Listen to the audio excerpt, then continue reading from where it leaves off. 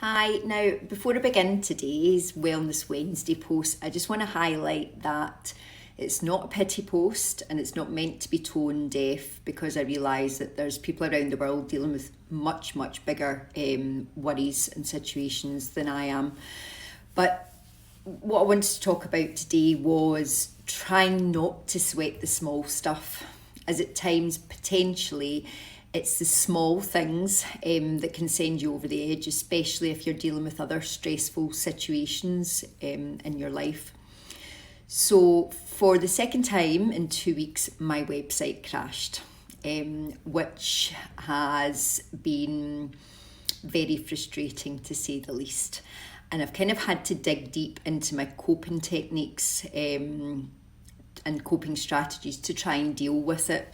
Again, I know it's not a huge deal, but for me it is, because as a small business owner, you often find that you have to work on all elements of the business, and at times you have to tackle things that you're not particularly confident or competent in, i.e. for me, it's IT. It's part of the challenge and it can be rewarding at times, but in situations like this, it can be really frustrating and stressful.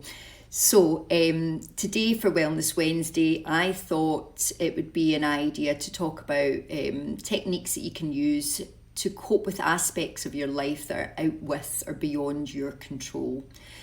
And this is as much for me as it is hopefully for other people who find it difficult not to sweat the small stuff. Now, the first step is acceptance. Acknowledging that you can't control everything. And the first step of trying to cope is to embrace the idea that sometimes things are they're simply out with your control and beyond your influence.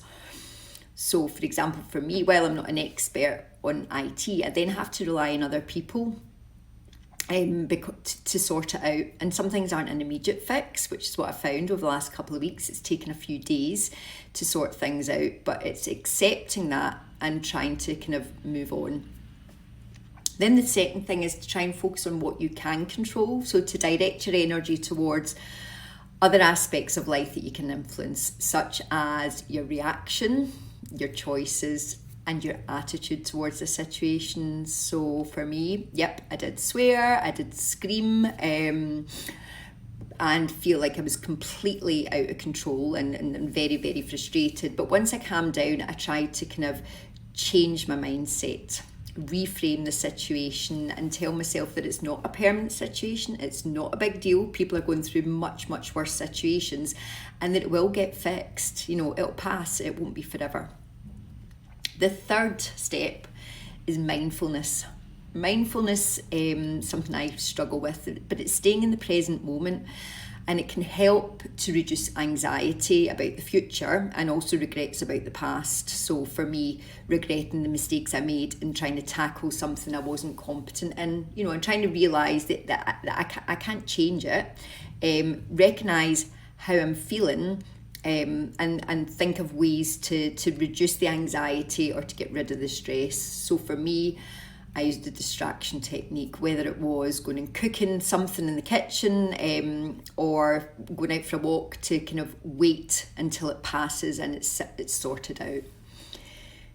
Fourth thing is healthy habits, so exercise, nutrition, adequate sleep. We know that if you've not got enough sleep, for example, stressful situations seem even more out of control and even more stressful. Exercise is something personally that I use and I find it really helpful. So I've probably done about 10,000 steps walking around the park and locally over the last couple of weeks, but it helps me to catch my breath and put things back into perspective again. As I said, there's bigger issues and people are living with much bigger problems than me having my website crashing. And another thing to do is get some support, lean on friends or family. Talking it through with people sometimes helps. I certainly did that over the last week or so and sounded off to whoever would really listen to me. But I find when you get the empathy and from friends and family, it's comforting, it helps you, and it helps you to stay positive, because again, they remind you that it's not permanent. Friends always tend to say the best things to help you in a stressful situation. The next step is that these situations do actually help you build resilience, which helps you cope with future stressful situations. So, before, during and after the situation, you tend to self-reflect, you develop problem-solving skills and challenges. I like to think that I'm quite resilient because I've been through quite a few hiccups or testing times throughout the last 8 years of my business or with my business ambitions. So all I try and do is hope that when a situation like this happens, it's teaching me something. So, for example, I will not tackle IT issues on my own from now on, unless I'm really confident in that I know what I'm doing. The next step is trying to let go. Trying to let go of the situation because you know it's out with your control. Understanding that you can't change anything about it, and try and find a bit of peace in the knowledge that it will get fixed. So in the words of Elsa and Frozen, let it go. Sometimes the most difficult thing to do, but try to let it go. Getting outdoors into nature and trying to relax definitely helps reduce stress levels, and it's really good for relaxation techniques. So I find it hard to meditate. So for me, it was my outdoor walks that helped me and give me the chance to give myself the chance to try and calm down and exert the anxious energy that I've been accumulating through the stressful situation. And the ninth step that I would want to talk about today is seeking professional help. Now, for me, in this situation, I should have been seeking professional help with IT. But I also mean if you are struggling with the small things in life or any stressful situation, please speak to somebody, speak to a professional. As I say, I should have gone to a professional for IT advice.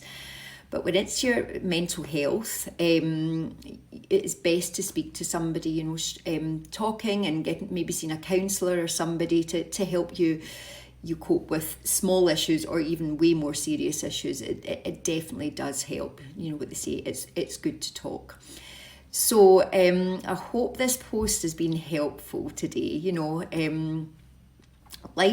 Life's always going to present situations that are beyond our control, but say if you're able to kind of dip into some coping strategies, because it's how you respond to these situations that can make a significant difference to your overall wellness and peace of mind.